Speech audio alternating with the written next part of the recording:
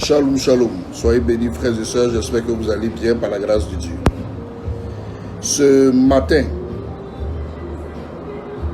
je viens vous saluer et faire comprendre au peuple de Côte d'Ivoire que le peuple de Côte d'Ivoire doit poser plainte contre l'État de Côte d'Ivoire présent. Parce que le président Alassane Ouattara n'est pas sur le territoire ivoirien. Le président Alassane Ouattara est invalide. Le président Alassane Ouattara n'est pas cette marionnette en caoutchouc qu'on nous présente. Et le président Ouattara, étant invalide, ne peut pas prendre de décision pour changer la CEI. Il ne peut pas prendre de décision pour nommer encore Cuibert dans l'expert de l'État. Monsieur Alassane Ouattara est invalide. Donc tout ce que l'État est en train de faire actuellement, c'est une usurpation de titres et une violation de l'autorité républicaine de Côte d'Ivoire. S'il parle bien français, moi je suis pas allé loin à l'école.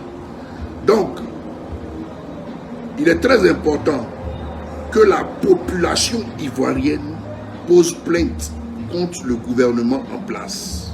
Parce qu'ils sont en train d'usurper les signatures du président de la République pour prendre des décisions qui vont les arranger. Et celui qui est derrière tout ça, c'est M. Tener Ibrahima, qui veut forcer pour devenir président de la Côte d'Ivoire. Ce monsieur ne sera jamais président de la Côte d'Ivoire.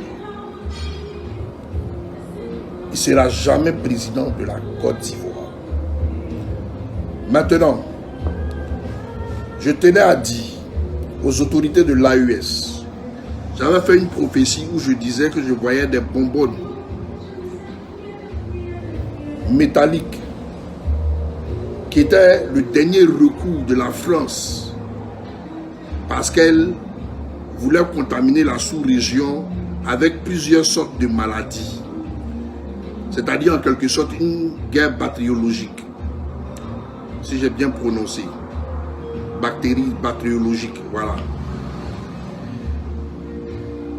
Quand ils ont réussi à taper le Mali, en tuant le ministre, ils se sont dit qu'ils avaient la capacité de pouvoir continuer ce combat-là dans ce même sens. Hier, pendant que j'étais en train de prier, j'ai vu que ces bonbonnes-là ont été touchées quelque part en Afrique ici.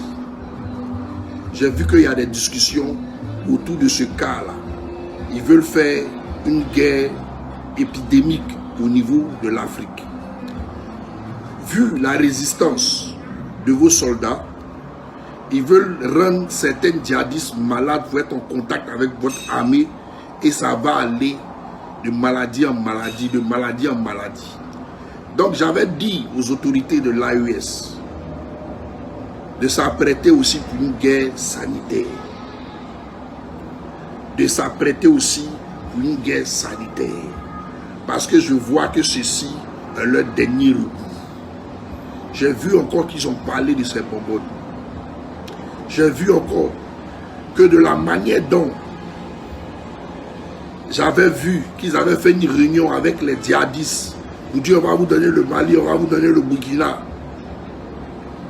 Et qu'ils allaient faire un recrutement intensif et tout s'est réalisé là. C'est de cette même manière, je les ai vus en joie lorsque Sadio Camara est décédé. Ils se sont dit qu'ils ont la capacité, le pouvoir de pouvoir vous atteindre. Parce que ça leur a donné un zèle et un courage. Mais comme ils voient la résistance de vos soldats, ils sont en train de s'apprêter à une guerre bactériologique. Donc prévoyez ça. Je vous dis, prévoyez ça. Je les vois quelque part en Afrique en train de préparer ça pour contaminer vos soldats et ça va aller plein de maladies pour affaiblir l'armée de l'AES. Donc prévoyez ça. Voilà. C'était mon petit message du matin sur ce shalom.